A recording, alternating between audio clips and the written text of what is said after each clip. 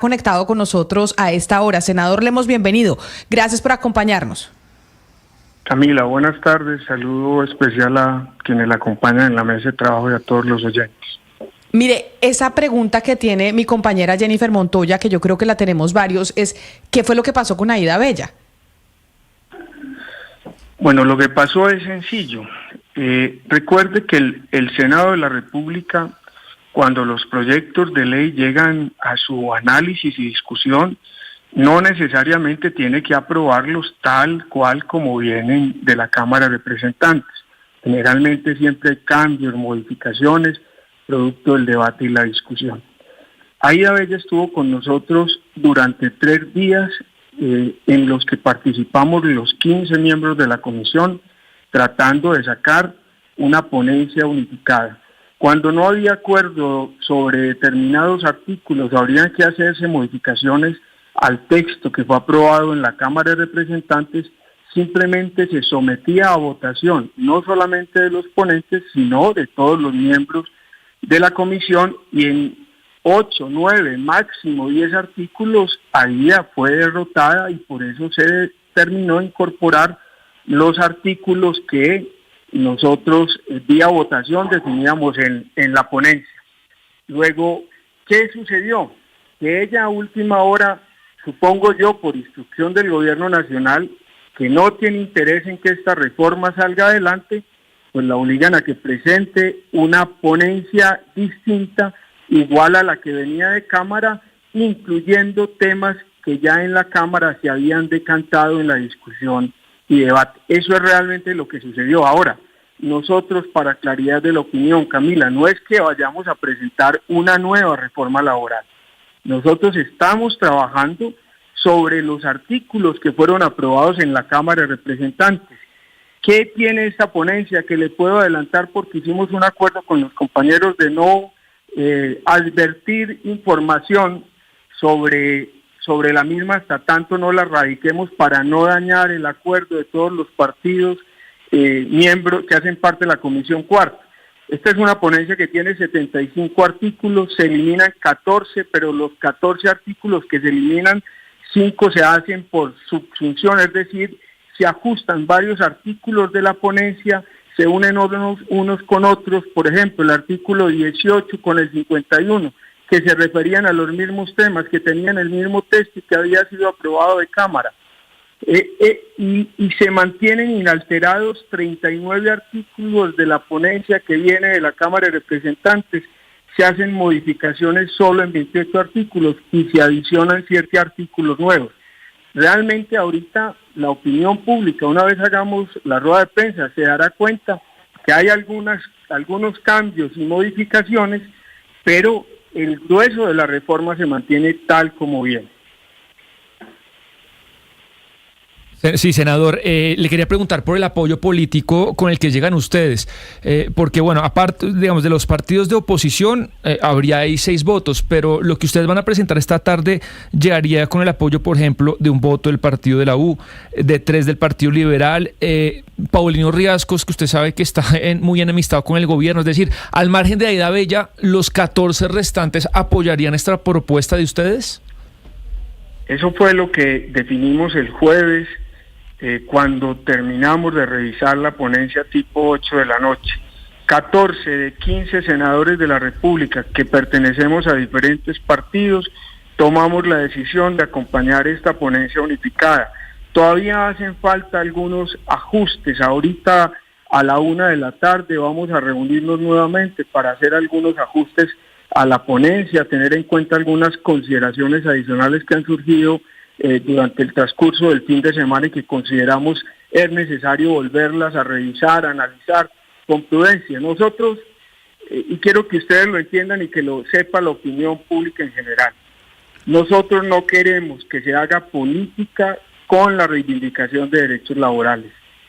El Congreso de la República no va a entregar la prerrogativa legal y constitucional que tiene de debatir y aprobar la reforma laboral.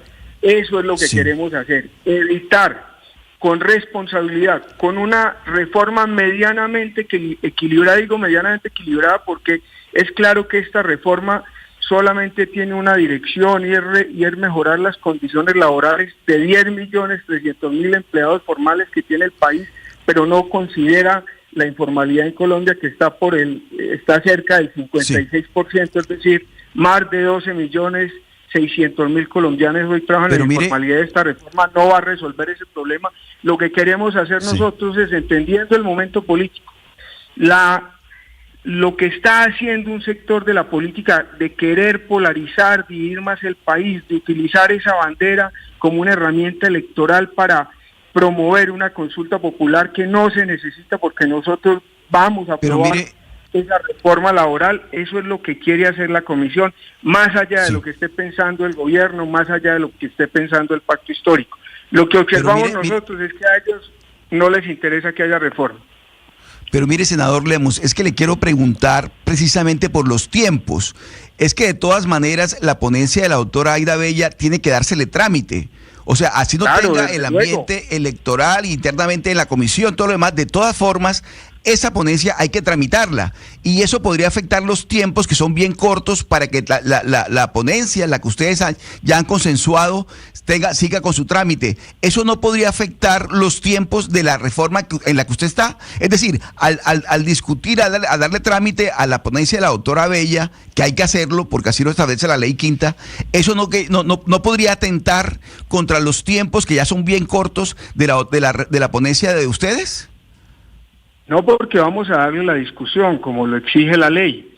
Nosotros, yo quiero que ustedes sepan, durante 4 días, la semana pasada, 3 días completos, los miembros de la comisión dimos el debate artículo por artículo, expresamos todos los argumentos que hay sobre la mesa, argumentos del gobierno, también las preocupaciones de los diferentes sectores productivos del país, también las solicitudes de los sectores de trabajadores de Colombia, los sindicatos.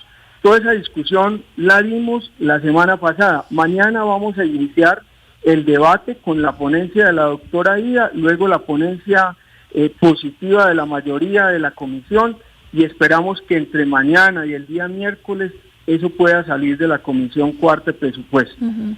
Sí, senador Lemos, una pregunta sobre los cambios que propone la señora Aida Bella y la que tienen ustedes, porque ustedes están de acuerdo en que se haga el recargo nocturno a partir de las 7 de la noche, pero hay una excepción que no aplicaría para MIPYMES, para pequeñas y medianas empresas.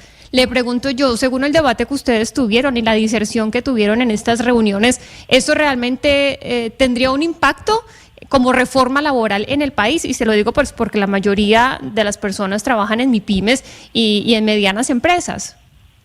Le voy a dar los argumentos. Si usted revisa de fondo cuántas personas trabajan formalmente en las micro y pequeñas empresas, se va a dar cuenta que no son la gran mayoría. Por ejemplo, en las microempresas, que son cerca de 1.500.000 microempresas en Colombia, casi que el 94-95% del tejido empresarial en el país, solamente el 21.7% de los trabajadores de las microempresas son trabajadores formales. Es decir, el resto son trabajadores informales. Lo mismo pasa con la pequeña empresa. El 11.8% de los trabajadores de la pequeña empresa son trabajadores formales. Pero debo advertirles algo para no adelantarme a la ponencia y no ser irresponsable con el acuerdo que hicimos al interior de la comisión.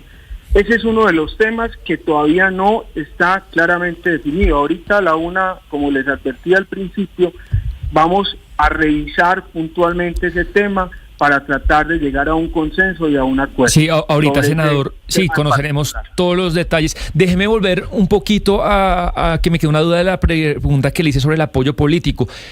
Y es, este acuerdo político en el que llegarían ustedes, ¿son los senadores de esa comisión o también es un acuerdo que vincula a las cabezas de los partidos? Es decir, un acuerdo sellado desde arriba, ¿o solamente es un acuerdo entre ustedes? No, en principio. Porque después va a plenaria del Senado. En principio es un acuerdo de los miembros de los diferentes partidos que hacen parte de la Comisión Cuarta del Senado de la República.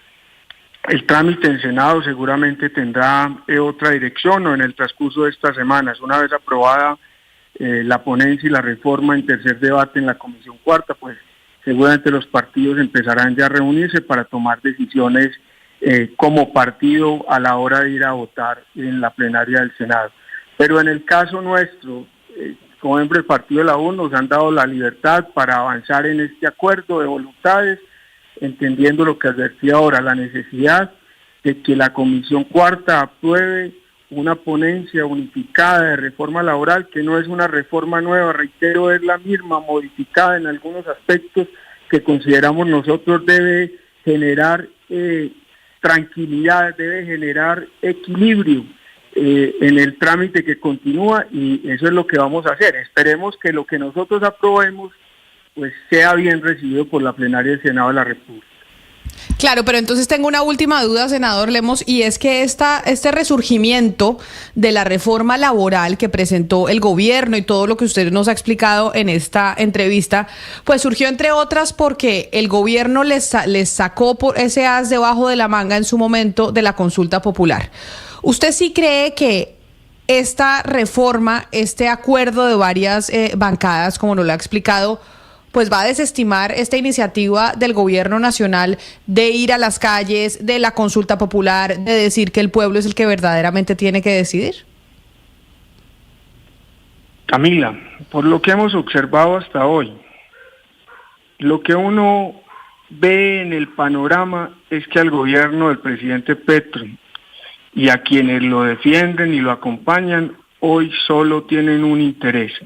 Y el interés es avanzar en la consulta popular, porque esa será una herramienta política muy poderosa para ellos avanzar en su propósito o de mantener el poder en el 2026, o si eso no fuere posible, por lo menos garantizar un buen número de curules en el Senado de la República.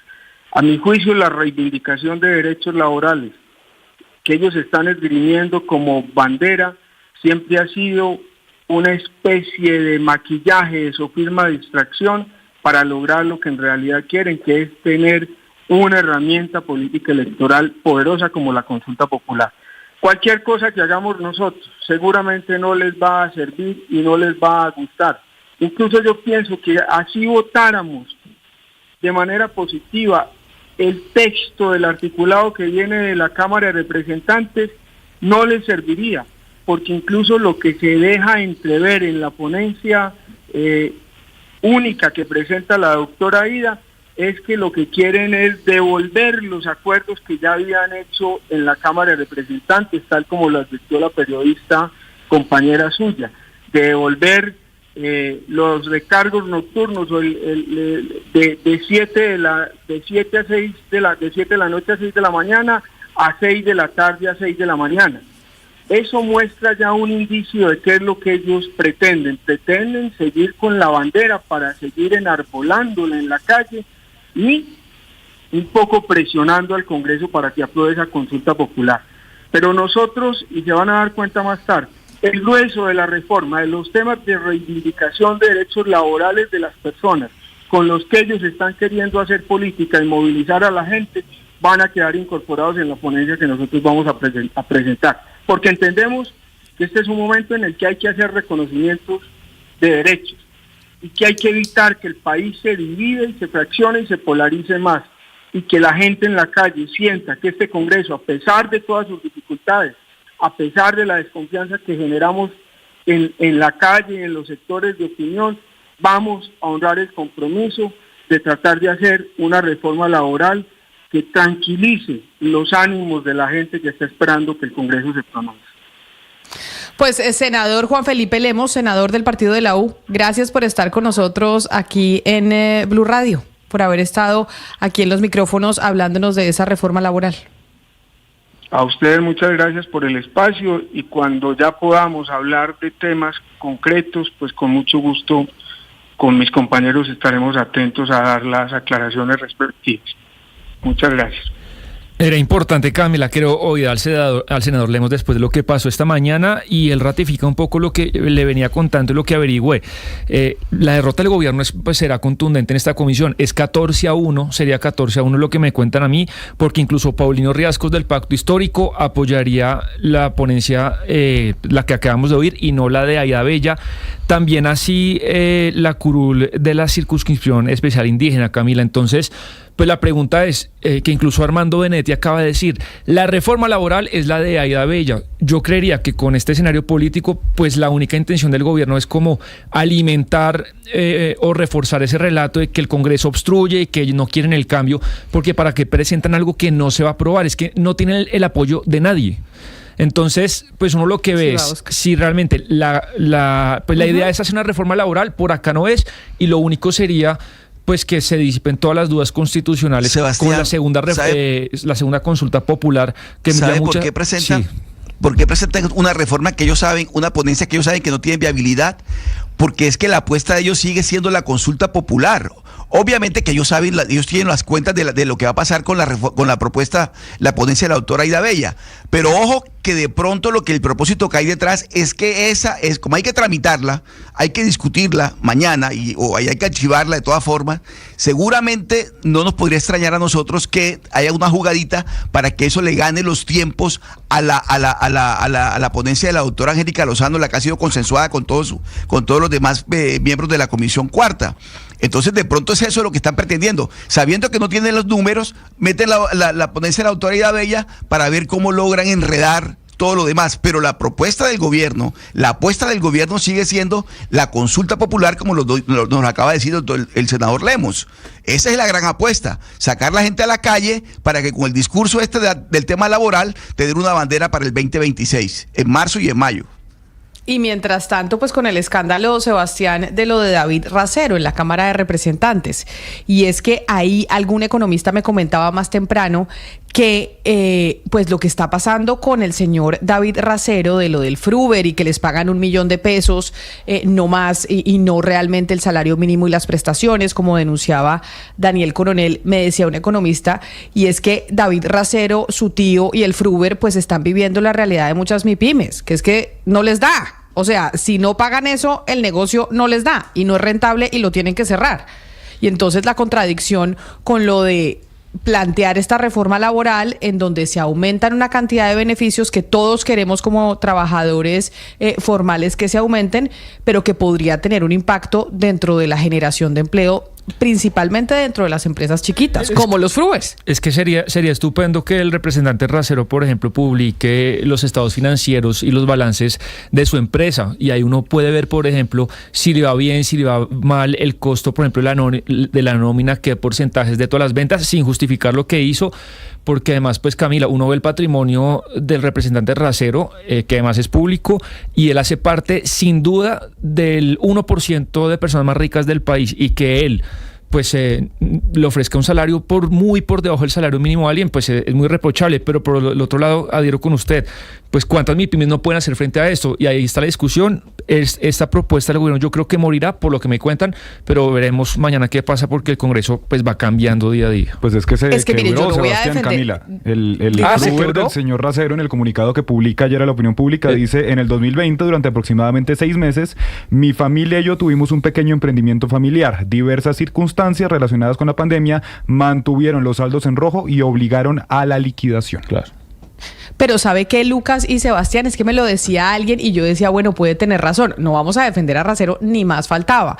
Pero lo que le pasó, y seguramente por eso tenía que pagar esos sueldos, es que si no le toca cerrar, es que si no, no tiene cómo sostener el Fruver. Y eso le pasa a varias empresas y dicen, oigan, no tengo cómo pagar estas nóminas, y por eso la informalidad que usted tanto pone sobre la mesa, Sebastián, y es la informalidad de gente que está contratada sin prestaciones sociales por debajo del salario mínimo, porque de otra manera o no las contratan Y no tienen empleo. Es que nuevamente, y yo en este paquete pues meto al pacto histórico, pero al uribismo y al santismo, los informales otra vez vuelven a ser los grandes olvidados de esta ocasión, porque la reforma laboral que salga tendrá acento única exclusivamente en los que tienen un contrato laboral formal, y el resto, que son más de 12 millones de personas, pues no se va a legislar ni se va a pensar para ellos, que además son las personas más pobres del país. Yo creo que son los grandes perdedores, Camila, porque 2-3 años de discutir lo laboral, que sí, que lo uno, que lo otro, y nadie los incluyó a ellos, nadie pensó en ellos, y bueno, pues sí, para mí es muy lamentable, francamente.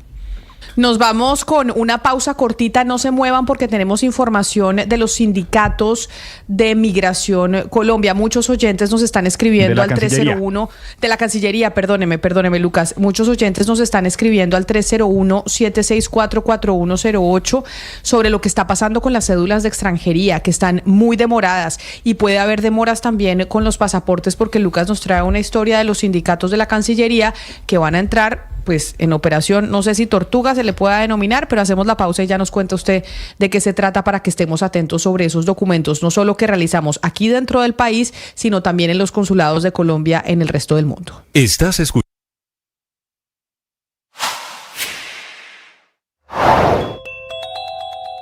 En Mañanas Blue, Michael Pacheco, estudiante sobreviviente del accidente en la vía de la línea, contó que el motivo del viaje era una salida académica para estudiar el diseño de esta vía. Era una salida académica, nos estaban enseñando sobre el túnel y sobre las vías de la línea, cómo las habían diseñado, cómo han diseñado la estructura de los puentes, qué tanto resistían. 12 del día, 46 minutos. Lucas, a ver, me están escribiendo muchos oyentes de verdad sobre el retraso en las cédulas de extranjería, pero entiendo que va a haber retrasos en otros documentos que emite la Cancillería. ¿Qué es lo que está pasando? Sí, señora, esta es información que le interesa, por supuesto, a los colombianos que tengan planeado por estos días viajar al exterior, y a todos los colombianos que viven por fuera del país y quienes necesitan hacer uso de los servicios de los consulados.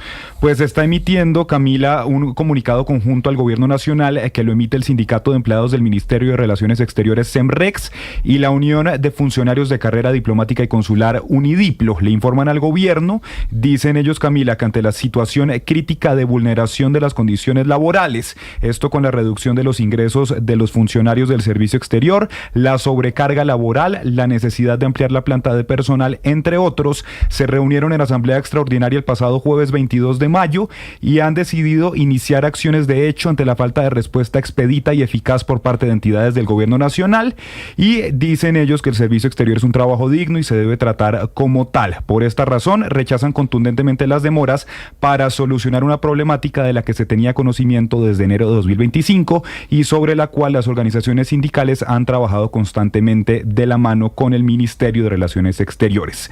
Pues palabras más, palabras menos, Camila, entran entonces en asamblea permanente y han acordado el inicio de un plan tortuga. Esto entonces puede afectar varios de los trámites que usted mencionaba. Si usted es colombiano, vive en Colombia y necesita sacar un nuevo pasaporte aquí en Bogotá o en algunas de las sedes, pues ahí va a tener entonces posibles demoras por este plan tortuga, y por supuesto también en todos los consulados alrededor del mundo, por ejemplo, expedición de cédulas, pasaportes, registros civiles y la postilla de documentos. Pero para entender bien qué es lo que está pasando, qué es lo que le están pidiendo al gobierno nacional, nos acompaña a esta hora Diego Bautista, quien es el presidente de UNIDIPLO, que es la Unión de Funcionarios de Carrera Diplomática y Consular. Señor Bautista, bienvenido a Mañanas Blue. Buenas tardes, señores de la mesa. Un cordial saludo a los oyentes. Señor Bautista, ¿qué es lo que está pasando? ¿Qué está incumpliendo el gobierno? Porque ustedes le dicen en el comunicado que el gobierno tiene pleno conocimiento desde hace varios meses de todas estas situaciones que ustedes están denunciando, y dicen, como no vemos una acción concreta, pues vamos a iniciar un plan tortuga. ¿Qué es lo que está pasando? Y, por ejemplo, ¿qué tan buena interlocución han tenido con la nueva canciller Laura Sarabia? Bueno, pues muchas gracias por la pregunta. Yo creo que usted ha leído muy bien el comunicado de lo que nosotros estábamos exigiendo, pero esta situación también parte de un contexto que es el que quiero dar. Ustedes saben que el país, y los oyentes saben que el país desde hace más de 10 años ha venido abriendo misiones diplomáticas y misiones consulares en el exterior.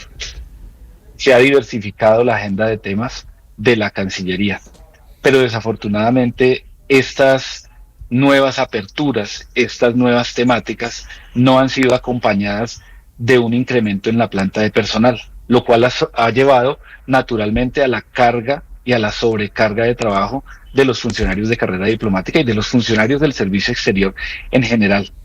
Aquí quiero recordar una cosa: cuando nosotros como funcionarios de carrera diplomática salimos al exterior, usualmente, todas las gestiones que tenemos que hacer no las alcanzamos a hacer en nuestro horario laboral. Entonces, ¿qué debemos hacer? Quedarnos hasta las 8, 9 de la noche, horarios de más de 12 horas a veces trabajando para cumplir con las exigencias del servicio exterior, para poder atender al ciudadano en el exterior de una manera adecuada, dando citas, revisando documentos y atendiendo, por supuesto, situaciones de emergencias humanitarias que se presentan a cualquier hora del día, incluso en altas horas de la noche. Nosotros desde hace mucho tiempo, los funcionarios de carrera diplomática, hemos pedido el fortalecimiento del servicio exterior. Nosotros queremos que los colombianos en el exterior sean bien atendidos, que tengamos un servicio exterior a la altura de los mejores servicios exteriores del mundo. La Cancillería tiene unos sistemas obsoletos, que en la mayoría de las ocasiones y casi todos los días se están cayendo, están presentando demoras para la expedición de un trámite, de un salvo, de un pasaporte, de una cédula. Y quienes tenemos que aguantar los malos tratos de los ciudadanos en el exterior, que con razón se frustran, somos los funcionarios que trabajamos en estas misiones. De manera que esto es una situación que se ha venido presentando desde hace muchos años. Hemos exigido la ampliación de la planta. Y ahora lo que se suma a toda esta grave situación es que en enero de este año, desafortunadamente, se nos avisó por parte de un tercero que se nos iban a reducir los ingresos en el exterior. ¿Qué pasó allí concretamente? Parte de nuestros ingresos en el exterior es calculado con un multiplicador de Naciones Unidas. Naciones Unidas dijo en el mes de diciembre del año pasado: voy a reducir el multiplicador de Naciones Unidas, pero voy a aumentar el salario de los funcionarios de Naciones Unidas. Les voy a aumentar un 9.5% y voy a reducir el multiplicador en un 9.5%. En Colombia, desafortunadamente,